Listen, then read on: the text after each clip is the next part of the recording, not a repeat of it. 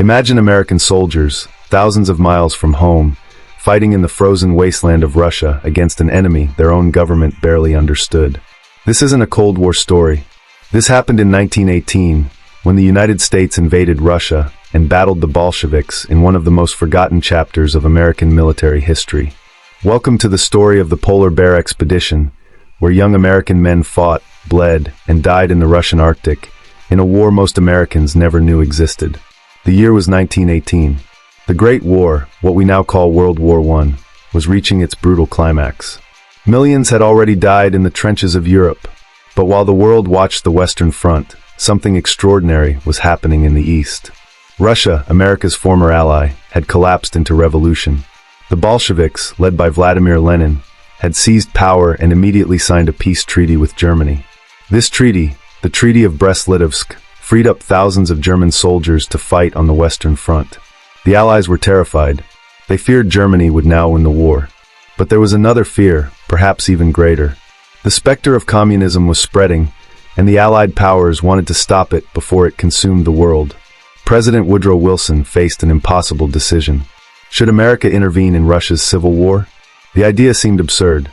America had just entered the Great War to make the world safe for democracy, as Wilson had famously declared.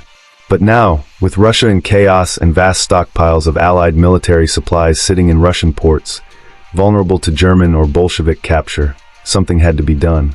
The British and French were already planning interventions. They pressured Wilson relentlessly. Send troops to Russia, they urged. Protect the supplies. Support the White Russians fighting against the Bolsheviks. Keep a second front alive against Germany. Wilson hesitated. He understood the dangers of intervention. He knew American soldiers would be fighting in conditions unlike anything they had trained for. But the pressure was overwhelming. In the summer of 1918, Wilson made his decision. American troops would deploy to Russia. Not just to one location, but to two vastly different regions separated by thousands of miles. The first deployment would go to Siberia, to the Pacific port city of Vladivostok. The second, and the focus of our story today, would go to northern Russia, to the port of Archangel on the White Sea. This second expedition would become known as the Polar Bear Expedition, and the men who served in it would experience a nightmare that would haunt them for the rest of their lives. The soldiers selected for the Polar Bear Expedition came primarily from Michigan, Wisconsin, and other Great Lakes states. They were young men, many barely out of their teens. They had trained at Camp Custer in Michigan, expecting to fight Germans in France. Instead, they found themselves boarding ships bound for a destination most of them had never heard of. The journey itself was grueling. Crossing the Atlantic in convoy, always watching for German submarines, the men had no clear understanding of their mission. Their officers knew little more than they did. Even the official orders were vague. Protect Allied supplies. Support anti-Bolshevik forces. Establish a stable government in northern Russia. These objectives sounded simple on paper. In reality, they were impossible. When the first American troops arrived in Archangel in early September 1918, they found a city gripped by chaos. British troops had arrived weeks earlier and had already begun military operations against the Bolsheviks. The Americans were immediately thrust into action. There was no time for acclimatization, no period to adjust to the strange new world they had entered. Within days of arrival, American soldiers were fighting battles along the rivers and railways leading south from Archangel. The enemy was the Red Army, but these weren't the inexperienced revolutionaries many expected. Many Bolshevik fighters were hardened veterans of the Great War. They knew the terrain. They knew how to survive in the brutal Russian climate. And they were fighting for their revolution, for their vision of a new Russia. The American force in northern Russia was designated the 339th Infantry Regiment, along with supporting artillery, engineers, and medical units. In total, about 5,000 American soldiers would serve in the region. Their commander was British General Edmund Ironside, a towering figure who spoke Russian and had experience in the region. The Americans found themselves under British command, taking orders from foreign officers, fighting a war they didn't understand. This created immediate tension. American soldiers had been raised on stories of the Revolutionary War, of fighting for independence from British rule. Now they were taking orders from British generals, fighting a war that seemed to have nothing to do with American interests. The irony wasn't lost on them. The strategy, such as it was, involved holding a defensive perimeter around Archangel and controlling key transportation routes. The region's geography dictated military operations. Northern Russia is a land of vast forests, swamps, and rivers. Roads barely existed. Railways were primitive. Rivers were the highways, and controlling them meant controlling the region. The Americans were deployed along four main fronts, stretching hundreds of miles from Archangel. To the south, along the railroad toward Vologda. To the southeast, along the Dvina River. To the east, along the Volga River. And to the southwest, toward the Onega region. Each front was isolated, connected only by tenuous communication lines. The men on these fronts were on their own. Life for the American soldiers was unlike anything they had imagined. The autumn of 1918 was brief. By October, snow was falling. By November, temperatures plunged far below zero. The soldiers had been issued inadequate winter gear. Their uniforms were designed for the Western Front, not the Arctic. Frostbite became epidemic. Men lost fingers and toes. Some lost entire hands and feet. The cold was an enemy as deadly as the Bolsheviks. Soldiers learned to sleep in shifts, huddled together for warmth. They learned to keep their rifles inside their coats so the metal wouldn't freeze and shatter. They learned to move carefully because sweat could freeze on your body and kill you. The fighting was constant but sporadic. The Red Army would attack suddenly, often at night or in blizzards when visibility was nearly zero.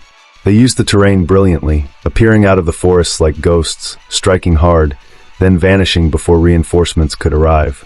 The Americans found themselves fighting a guerrilla war in the most inhospitable environment on Earth. There were no front lines in the traditional sense. The enemy could be anywhere. Villages that seemed friendly one day could be hostile the next. Trust was impossible. Paranoia became survival. One of the most notorious battles occurred in November 1918 at Tulgaz, a small village on the Dvina River. A company of American soldiers, about 200 men, found themselves surrounded by a much larger Bolshevik force.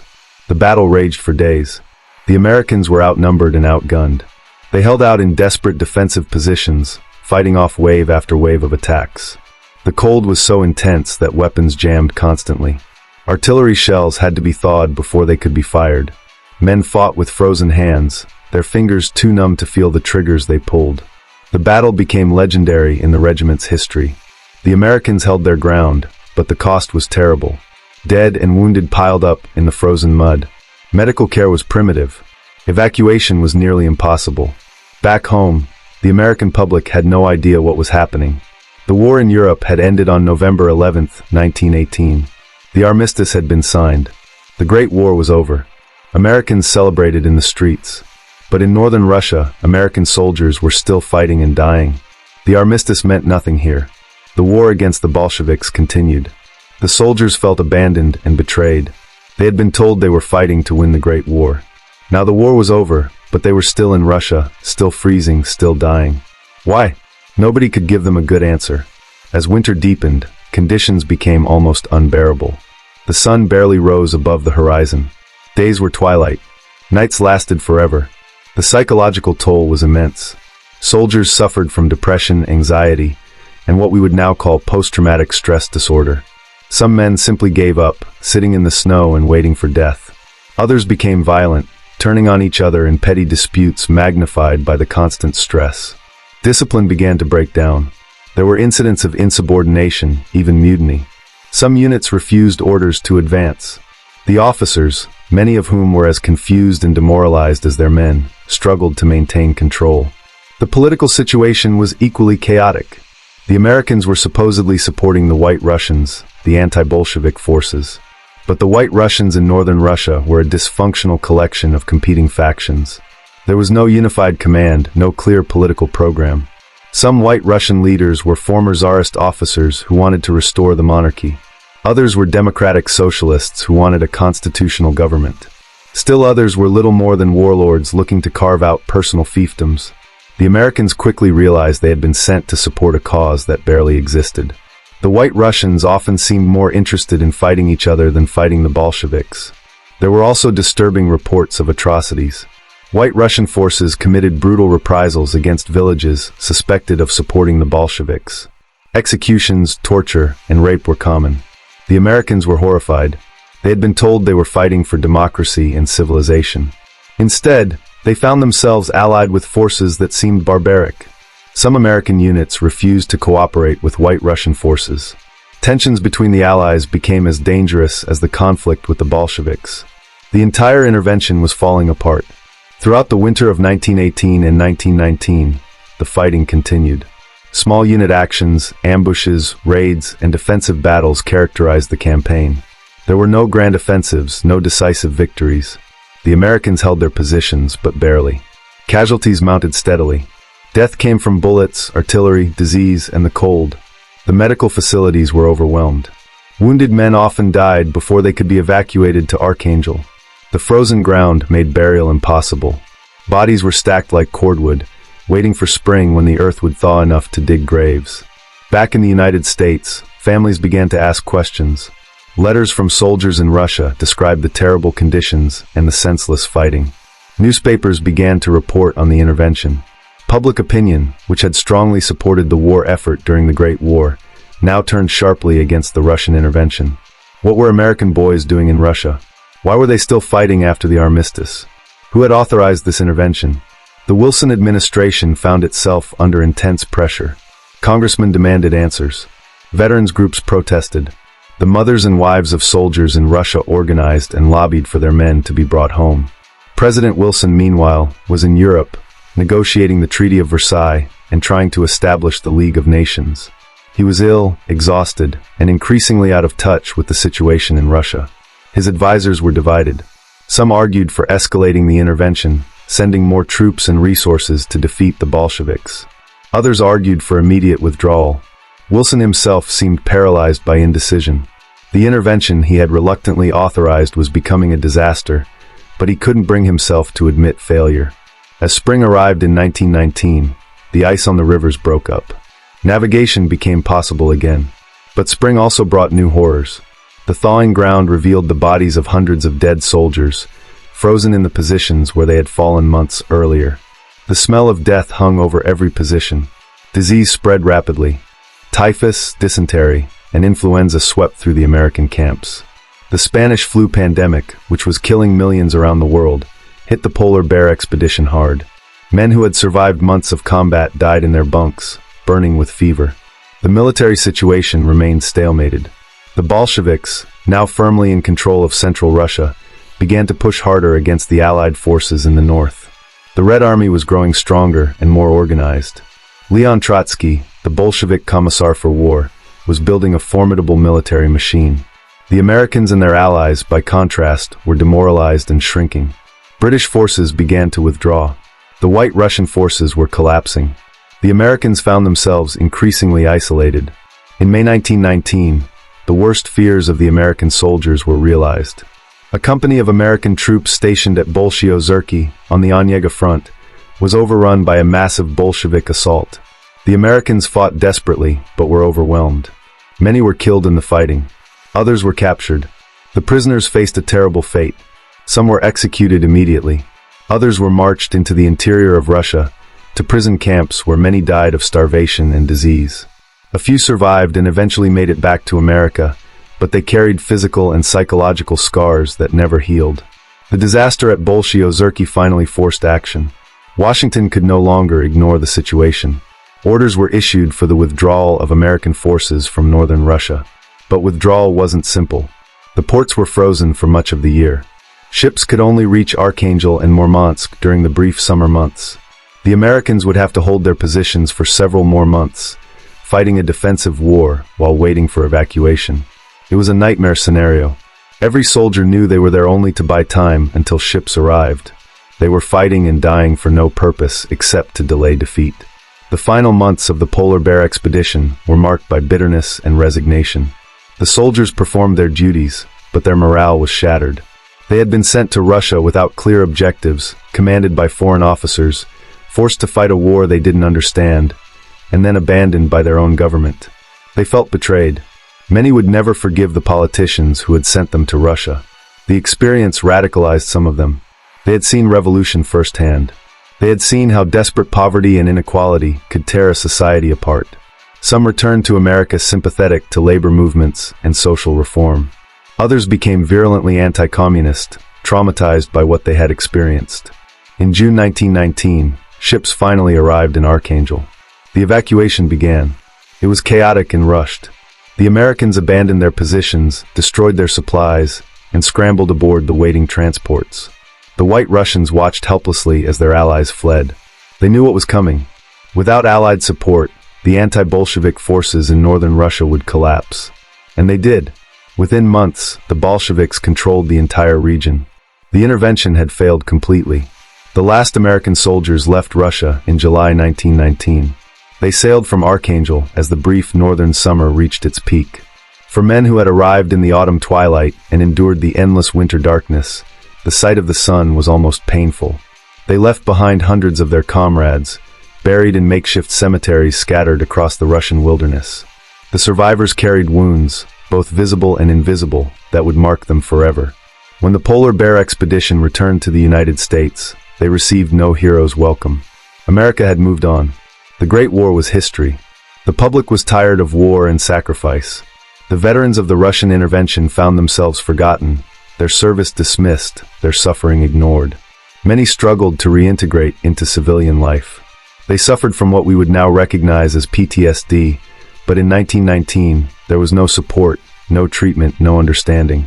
They were expected to simply forget what they had experienced and move on. Over the following years, the veterans of the Polar Bear expedition formed their own organization. They held reunions, maintained their own records, and kept the memory of their service alive. They felt that history had forgotten them, that their government had abandoned them, but they would not forget each other. They commissioned a statue, a polar bear carved from marble, which was erected in Whitechapel Cemetery in Troy, Michigan. The statue stands guard over the graves of many polar bear veterans, a silent testament to their service. But the story doesn't end there. For decades, American soldiers remained buried in Russia, in those scattered cemeteries across the frozen north. Families lobbied the government to bring their sons home. Finally, in 1929, a decade after the intervention ended, the United States organized an expedition to recover the bodies. It was a massive and expensive undertaking. American recovery teams traveled to Russia, now firmly under Soviet control, and exhumed the bodies of fallen soldiers. They were brought back to America and reburied with full military honors. The last of the polar bears had finally come home. The American intervention in Russia had profound consequences. For the Soviet Union, it became a founding myth. Lenin and later Stalin used the intervention as proof of Western aggression and hostility. The fact that capitalist powers had invaded Russia to strangle the revolution in its cradle became a central element of Soviet propaganda. It justified Stalin's paranoia, his purges, his insistence that the Soviet Union was surrounded by enemies. The Polar Bear expedition, a small and failed intervention, cast a long shadow over Soviet-American relations for decades. For America, the intervention was an embarrassment. It was rarely mentioned in official histories. Veterans were told not to talk about it. The government wanted to forget. But the veterans couldn't forget, and slowly, their story began to be told. Historians began to investigate. Books were written. The Polar Bear expedition emerged from obscurity as a cautionary tale about the dangers of military intervention without clear objectives, about the cost of fighting wars for unclear reasons, about the ways governments can send young men to die and then forget them. The military lessons of the Polar Bear expedition were largely ignored at the time, but seem strikingly relevant today. The Americans in Russia faced many of the same challenges that would later plague interventions in Vietnam, Iraq, and Afghanistan. They were fighting in unfamiliar terrain against an enemy that understood the local conditions far better than they did. They were trying to support local allies who were corrupt, divided, and unpopular. They faced a hostile population that saw them as invaders rather than liberators. They had no clear strategy for victory and no exit plan. They were there because of political decisions made in distant capitals by leaders who didn't understand the situation on the ground. The soldiers of the Polar Bear expedition also experienced what we would now call asymmetric warfare. The Bolsheviks didn't fight conventional battles. They used guerrilla tactics, blending into the population, striking when and where the Americans were weakest, then disappearing. The Americans responded with tactics that alienated the population further. Villages were burned in reprisal for attacks. Suspected Bolshevik sympathizers were arrested or executed. These actions only created more enemies. It was a vicious cycle that had no end except withdrawal. Perhaps most troubling was the question of why the soldiers were there at all. The official rationale kept changing. First, they were protecting supplies. Then they were supporting the Czechs. Then they were fighting Bolshevism. Then they were maintaining order. The soldiers never received a clear, honest explanation for their mission. This created a profound sense of disillusionment. They had been raised to believe in duty, honor, and country. They had been told that America only fought just wars for noble causes. Russia shattered that belief. They had fought, not for freedom or democracy, but for vague geopolitical objectives that their own leaders couldn't clearly articulate. This realization was devastating. The Polar Bear expedition also revealed the limits of American power. Despite being the richest nation on Earth, despite having millions of men under arms at the end of the Great War, America could not impose its will on Russia. The Bolsheviks were too determined, the terrain too vast, the logistics too difficult. The intervention failed not because American soldiers lacked courage or competence, but because the mission itself was impossible. This was a hard lesson that America would have to relearn multiple times in the century that followed. The story of the Polar Bear expedition is also a human story, a story of ordinary men thrust into extraordinary circumstances. Many of the soldiers who served in Russia were immigrants or the sons of immigrants. They represented the American melting pot, young men from dozens of ethnic backgrounds who had come together under the American flag. In Russia, they forged bonds that transcended their differences. The shared suffering of that frozen hell created a brotherhood that lasted their entire lives. The veterans who survived would gather every year to remember their fallen comrades and to affirm that their service had meaning, even if their government and their country had forgotten. Individual stories from the Polar Bear expedition are heartbreaking and inspiring. There was the young private from Detroit who froze to death on sentry duty, found the next morning frozen solid in his position, his rifle still in his hands. There was the medic who amputated his own frostbitten toes with a knife because there was no doctor available.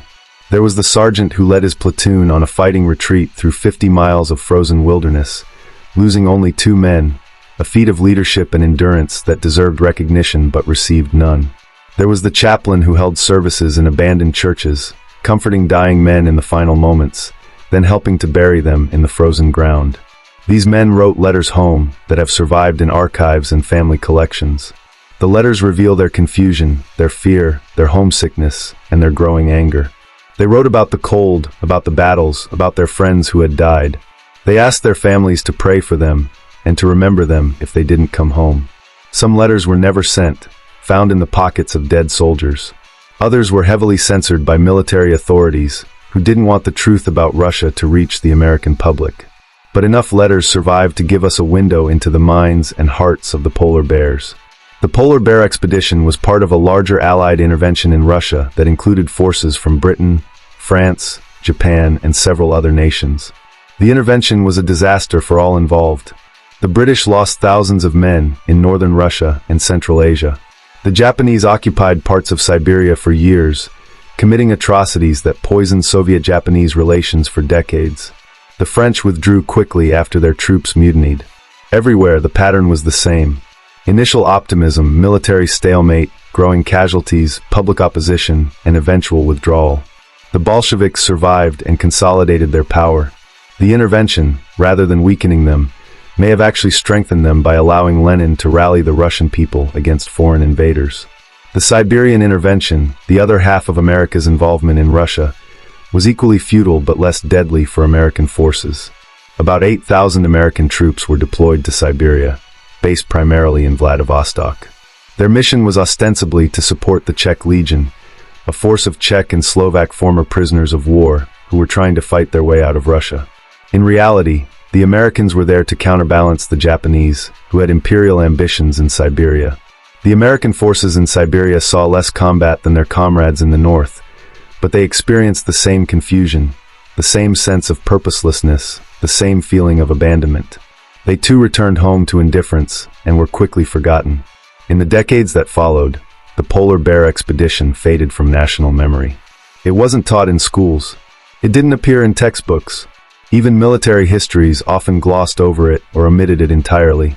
This historical amnesia was partly deliberate. The government didn't want to publicize a failed intervention, but it was also partly natural. The Great War overshadowed everything. The Russian intervention seemed like a footnote to the larger conflict. The veterans themselves often didn't talk about their experiences. The pain and the bitterness were too great. They carried their memories in silence. It wasn't until the late 20th century that historians began to seriously examine the polar bear expedition. As classified documents were declassified, and as the last veterans passed away, freeing historians from worries about offending survivors, the true story began to emerge. What emerged was a tale of political cynicism, military incompetence, and individual heroism. The soldiers had been sent to Russia for reasons that had little to do with American security, and everything to do with alliance politics and anti-communist ideology. They had been commanded by leaders who had no clear plan and no understanding of Russian conditions. They had been abandoned by their government when the intervention became politically inconvenient. But they had fought with courage and endured with dignity. They deserved better from their country. Today, the memory of the polar bear expedition is preserved by a handful of dedicated historians and by the descendants of the veterans. The statue in Whitechapel Cemetery still stands, the polar bear keeping its eternal vigil. Every year, on the anniversary of the expedition's departure, a small ceremony is held to honor the fallen. The American Legion post founded by polar bear veterans still exists, though all the original members are long gone. Their story is taught in some military history courses as an example of intervention gone wrong, of the importance of clear objectives and exit strategies, of the need to understand local conditions before committing troops. The polar bear expedition asks uncomfortable questions that remain relevant today. When should America intervene in other countries' affairs? What are the limits of American power? How do we balance idealistic goals with practical realities? What do we owe to the soldiers we send into harm's way? These questions haunted the veterans of the polar bear expedition, and they haunt us still. The frozen battlefields of northern Russia seem very far away, but the lessons learned there are timeless. In the end, the story of the polar bear expedition is a story about the cost of war. Not just the cost in lives and treasure, though that was immense, but the cost in broken faith, in shattered ideals, in the betrayal of trust between a government and its soldiers. The young men who went to Russia believed they were serving a noble cause. They believed their country would take care of them. They believed their sacrifice would be remembered. They were wrong on all counts. That betrayal, repeated in various forms throughout the 20th century and beyond, is perhaps the saddest legacy of the polar bear expedition. But there is another legacy, a more hopeful one. The veterans of the polar bear expedition, despite everything they had endured, despite the betrayal and the abandonment, maintained their dignity and their bonds of brotherhood. They took care of each other. They honored their fallen comrades. They told their story so that others might learn from it. In doing so, they gave meaning to their suffering. They ensured that their service, however misguided the cause, would not be entirely forgotten. That determination, that refusal to let the story die, is a testament to the human spirit. The polar bear expedition remains one of the strangest and most forgotten chapters in American military history. 5,000 young Americans sent to fight in the Russian Arctic. Over 500 of them never came home. Thousands more came home wounded in body or spirit. They fought bravely in impossible conditions. They endured cold that can barely be imagined. They faced an enemy they didn't understand in a war that made no sense. They were betrayed by the politicians who sent them and forgotten by the country they served. But they never forgot each other, and now, more than a century later, we remember them.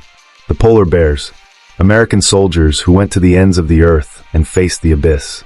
Their story is tragic, but it deserves to be told. It deserves to be remembered. Because in their sacrifice, in their suffering, and in their courage, we see the true cost of war and the enduring strength of the human spirit.